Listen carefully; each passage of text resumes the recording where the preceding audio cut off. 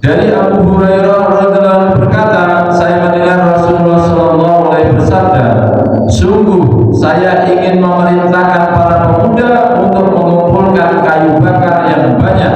Kemudian saya akan mendatangi orang-orang yang sholat di rumahnya tanpa ada uzur, dan saya bakar rumah-rumah mereka. Berarti riwayat Muslim, Abu Dawud. Dari Abu Hurairah radhiyallahu anhu berkata, saya mendengar Rasulullah SAW bersabda, sungguh saya ingin memerintahkan para pemuda untuk mengumpulkan kayu bakar yang banyak. Kemudian saya akan mendatangi orang-orang yang sholat di rumahnya tanpa uzur, dan saya bakar rumah-rumah mereka. Hadis riwayat Muslim, Abu Dawud, Ibnu Majah, Tirmizi. Kasih sayang Rasulullah SAW sangat besar sekali kepada umatnya, sehingga beliau tidak tega apabila umatnya mengalami kesusahan, tetapi beliau sangat marah sehingga ingin membakar rumah orang-orang yang sholat fardu di rumahnya, padahal suara azan terdengar dari tempatnya berada. Nah, yang mulia ya, tentang anjuran ya, penekanan kepada kita agar kita sholat berjamaah bagi laki-laki di masjid atau di rumah Allah, di masjid maupun di musola, sehingga sampai ya kalau tidak kasihan akan dibakar rumah-rumah mereka.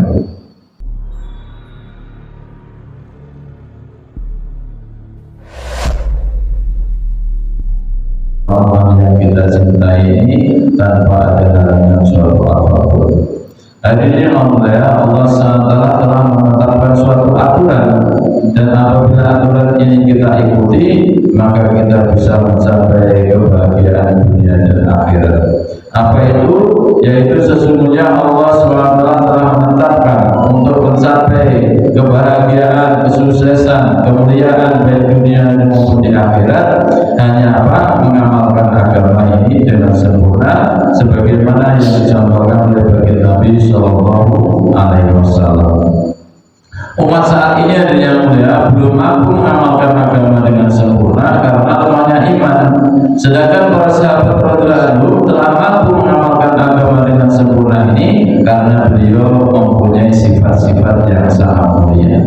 Maka dari itu, apabila kita ini yang tengah berusaha ini untuk mencari kehidupan dunia dan akhirat, apabila kita mampu mencontoh atau mengikuti para sahabat radhiyallahu anhum, maka kita juga akan mampu mengamalkan agama ini dengan sempurna. Nah, apa saja sifat-sifat yang mulia dimiliki oleh para sahabat itu? Yaitu diantaranya sahabat radhiyallahu anhum itu memiliki apa? Meyakini hakikat kalimat thayyibah la ilaha illallah Muhammadur Rasulullah. Apa maksud daripada kalimat la ilaha illallah itu yang mulia? Yaitu bahwa sesungguhnya tidak ada Rabb yang wajib disembah kecuali Allah Subhanahu wa Ta'ala. Tidak ada ilah, ya, tidak ada yang wajib disembah kecuali Allah Subhanahu wa Ta'ala. Maksud dan tujuannya ini apa yang mulia? Yaitu mengeluarkan kebesaran-kebesaran makhluk yang ada di dalam hati kita, dan kemudian hanya kita masukkan dengan kebesaran-kebesaran Allah Subhanahu wa Ta'ala. Apa contoh-contoh kita masih membesarkan makhluk ada yang mulia? Contohnya ada anak muda kemarin, ya kan? Ada anak muda 2 orang, kemudian malam-malam lewat satu tempat melihat orang lagi sholat, ya kan? Jam 2. Karena dia takut, ya kan? Masih membesarkan makhluk, maka dia takut dia yang mulia. Tapi kalau dia meyakini bahwa sesungguhnya yang besar itu hanya Allah Subhanahu wa Ta'ala, maka dia tidak akan takut. Hari ini dia nggak boleh lagi tinggal di surau kita, ya, karena di surau kita ada yang tinggal anak muda. Tapi karena takut malam-malam melihat ada orang sholat jam 2 di teras gitu kan, takut dia. Seharusnya dia malah bangga, masya Allah gitu kan. Nah, ini ada di antaranya, ini contoh kecil saja membesar-besarkan makhluk ya, di dalam hati kita. Itulah sifat-sifat manusia. Maka ini yang harus kita kikis dari yang mulia. Sahabat radhiyallahu anhum hanya membesarkan Allah Subhanahu wa Ta'ala. Dia meyakini yang memberikan rezeki Allah, yang memberikan uang Allah, yang memberikan pekerjaan Allah. Itu hanya wasilah saja, kita bekerja nanti datang uang. Banyak orang bekerja tapi tak dapat uang. Banyak orang yang bekerja banyak uang. Nah, ini bahasa sesungguhnya Allah kuasa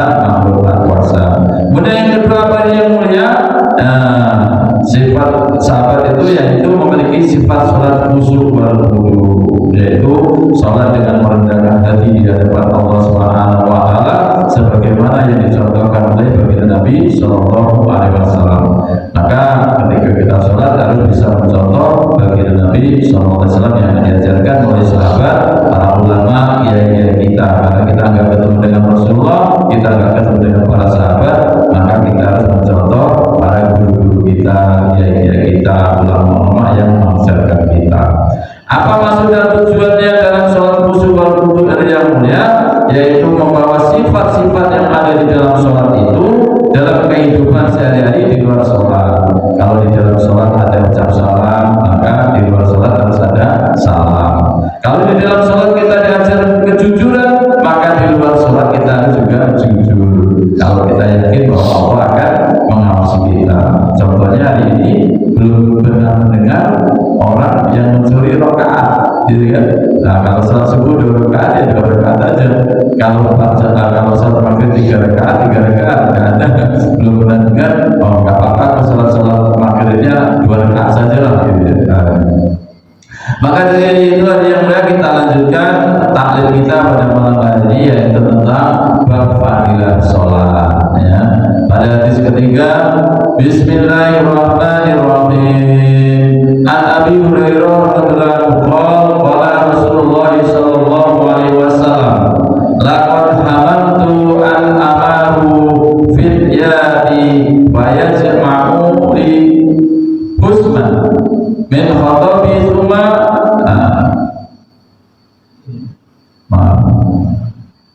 umaru fityati fa yajma'u li husman min khatabi thumma ati qauman yusalluna fi buyutihim laisa bihim illa tu fa uqarrimu qaha alaihim. Rawahu Abu Dawud. Yang artinya dari Abu Hurairah radhiyallahu anhu berkata, saya mendengar Rasulullah sallallahu alaihi bersabda, sungguh saya ingin memerintahkan para pemuda untuk mengumpulkan kayu bakar yang banyak. Kemudian saya akan mendatangi orang-orang yang sholat di rumahnya tanpa ada uzur, dan saya bakar rumah-rumah mereka. Berarti riwayat Muslim, Abu Dawud. Dari Abu Hurairah radhiyallahu anhu berkata, saya mendengar Rasulullah SAW bersabda, sungguh saya ingin memerintahkan para pemuda untuk mengumpulkan kayu bakar yang banyak. Kemudian saya akan mendatangi orang-orang yang sholat di rumahnya tanpa uzur, dan saya bakar rumah-rumah mereka. Hadis riwayat Muslim, Abu Dawud, Ibnu Majah, Tirmizi.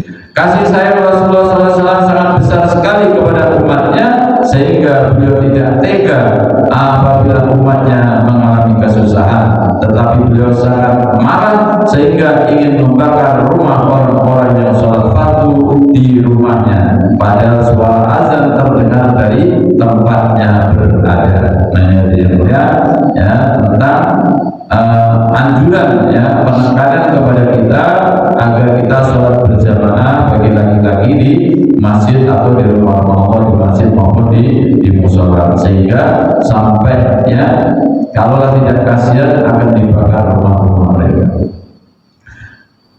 An Abi Darda radhiyallahu anhu qala sami'tu Rasulullah sallallahu alaihi wasallam yaqulu ma min salasati fi qaryati wala badwi wala taqumu fihi as-salatu ila qadis tahwa da'alaihimul syaitan fa'alaikum bil jama'ati fa innama ya'kulud dhi'bu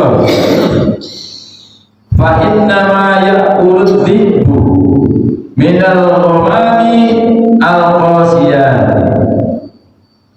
Rawahu Ahmad, Abu Dawud. Dari Abu Darda radhiyallahu anhu berkata, saya mendengar Rasulullah SAW bersabda, tidaklah terdapat 3 orang dalam satu kampung atau satu pedalaman, dan mereka tidak merasakan sholat berjamaah kecuali setan menguasai mereka. Maka hendaklah kalian berjamaah, karena sesungguhnya seekor serigala akan memakan domba yang terpisah dari kelompoknya. Hadis riwayat Ahmad, Abu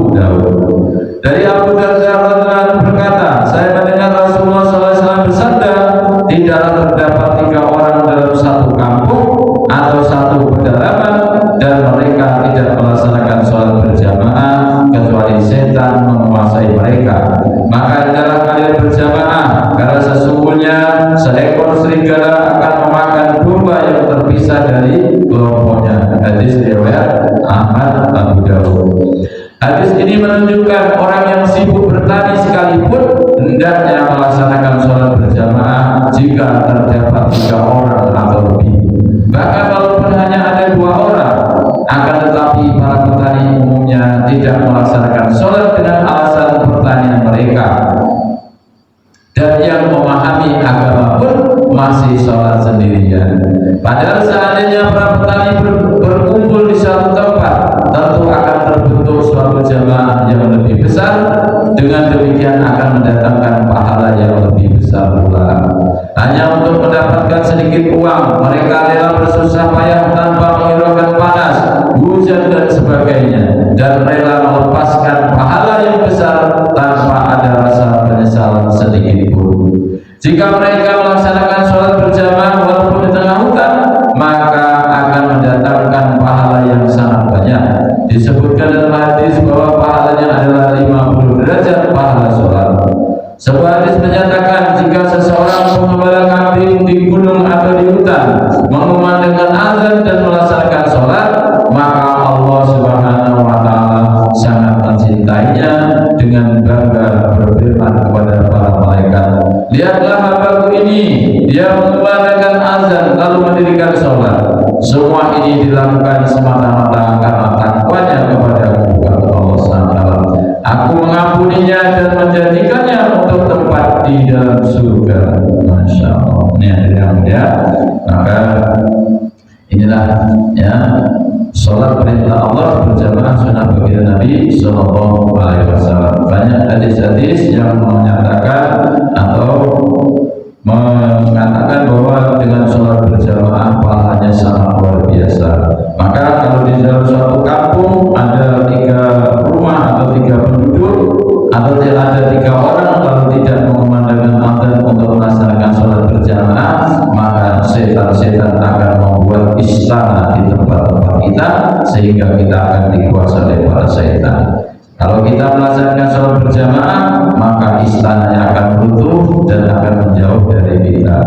Demikian dari yang mulia, semoga yang membaca baik, yang mendengarkan juga baik, akan lebih baik lagi apabila kita amalkan dan kita sampaikan kepada saudara-saudara kita yang mungkin belum memahami apa-apa yang kita bahas tadi.